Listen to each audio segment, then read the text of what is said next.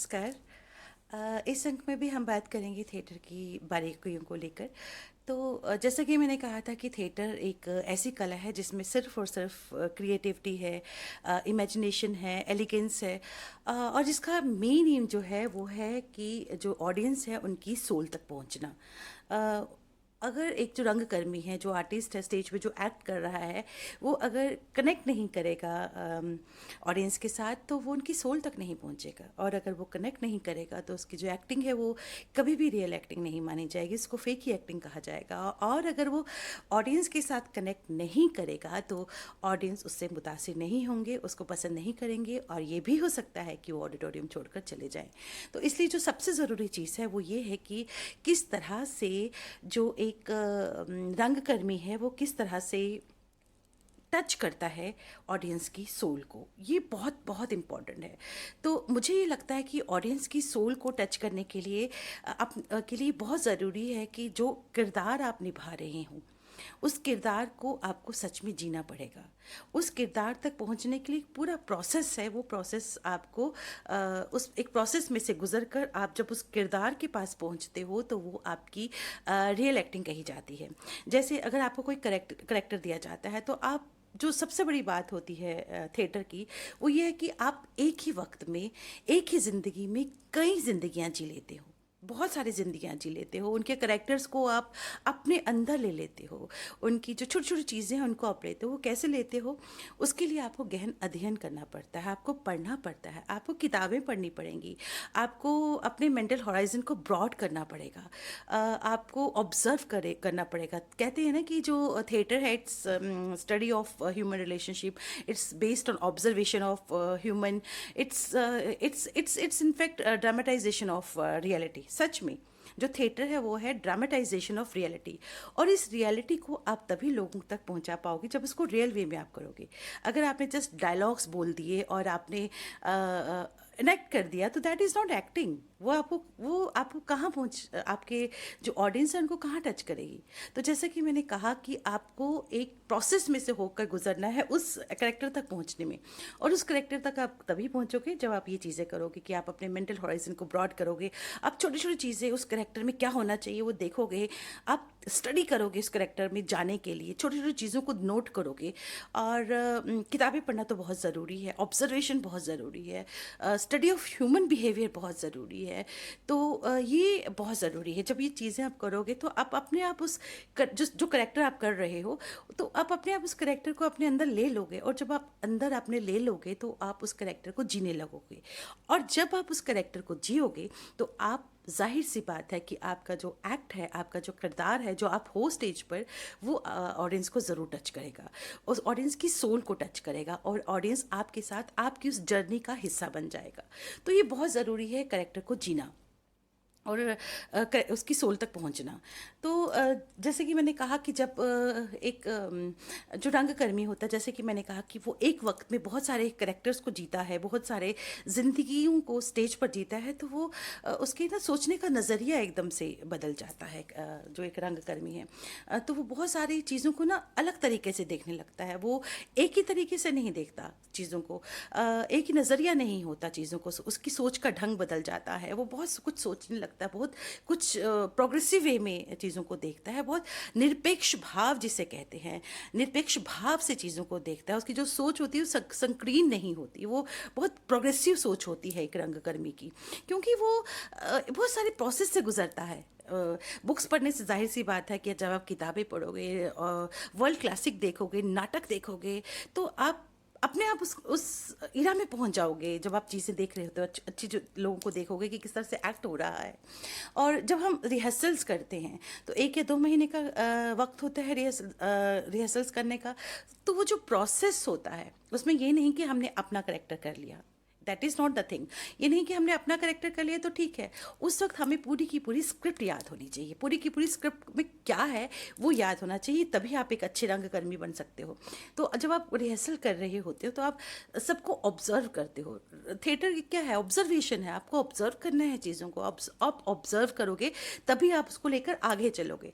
तो जब ऑब्जर्व करे हो करो कि ये करेक्टर कैसा कर रहा है, ये करेक्टर कैसा कर रहा है, इस करेक्टर आप जो करेक्टर कर रहे हो उसके आगे भी उस करेक्टर में कि क्या और नया हो सकता है, वो चीज़ें अगर आप देखोगे तो ये बहुत हेल्प करती है। और जब आप 2-3 महीने की रिहर्सल्स के बाद जब अब आप जब रिहर्सल्स करते हो आपको टेक्स्ट तो समझ आता ही है, उसके अंदर का जो सब टेक्स्ट है कि जो टेक्स्ट लिखा हुआ है, ये इसके अंदर ये एक्चुअली कहना क्या चाह रहा है राइटर, उस टेक्स्ट को, सब टेक्स्ट को जब आप समझते हो ना, तो आप पी लेते हो स्क्रिप्ट को एक तरह से, और आप स्क्रिप्ट को ही जीना शुरू कर देते हो। That is the beauty of A theatre artist.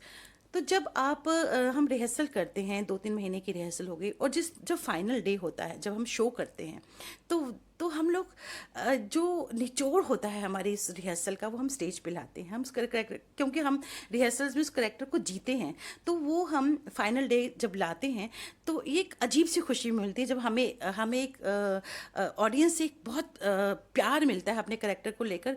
उस वो जो फीलिंग है ना, वो बहुत डिवाइन फीलिंग है। उस फीलिंग को तो लफ्ज़ों में बयान किया ही नहीं जा सकता। और जब हम अपने किसी नाटक को लेकर हम लोग जब दूसरी स्टेट में जाते हैं, तो हम वहाँ के स्टेट के लोगों को जानना शुरू करते हैं, उनकी फीलिंग्स को जानते हैं, उनके बात करने का नज़रिया जानते हैं, उनकी भाषा क्या है, उस चीज़ उसको हम देखते हैं। तो हमारा जो मेंटल हॉराइजन है ना, वो ब्रॉड हो जाता है, अपने आप ही ब्रॉड हो जाता है।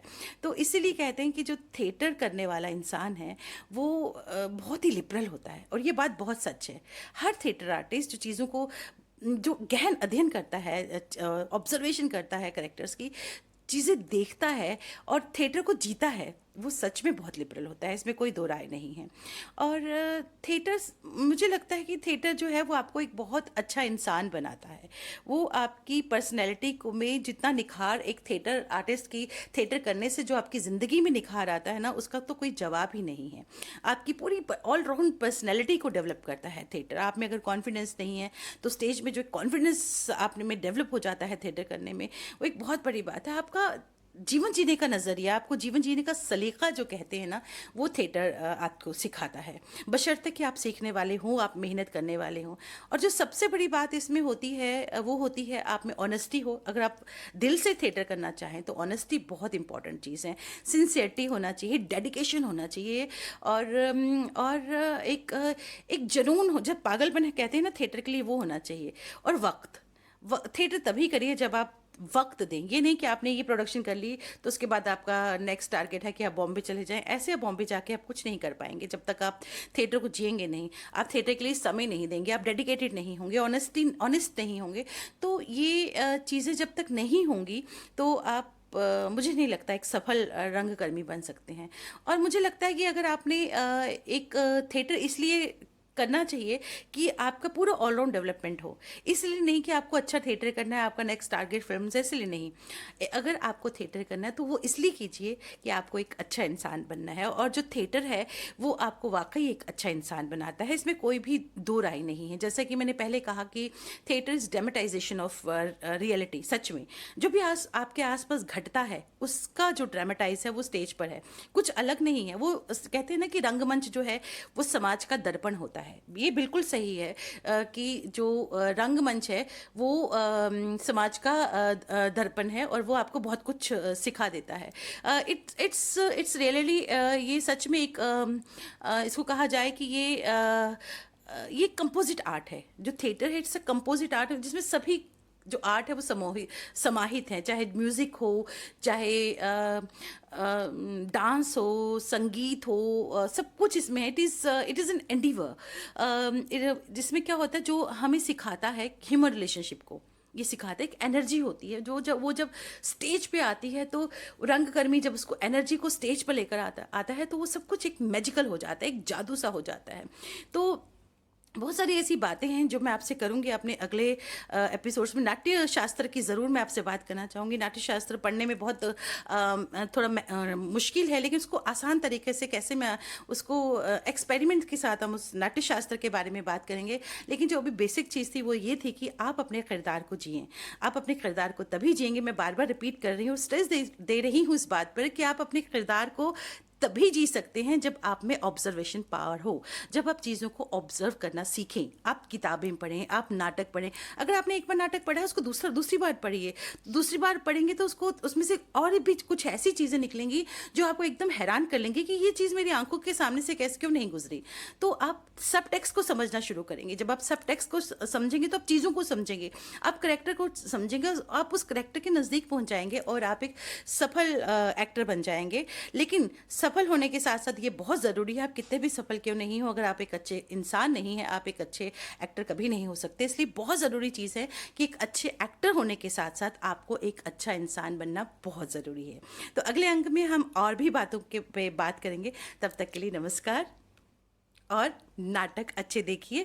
ये जो वक्त है, ये वर्ल्ड क्लासिक्स देखिए जो आपको आपके नेट पे मिलेगी। और वर्ल्ड क्लासिक्स देखने के बाद आपको बहुत सारी चीज़ें समझ आ जाएंगी। नमस्कार।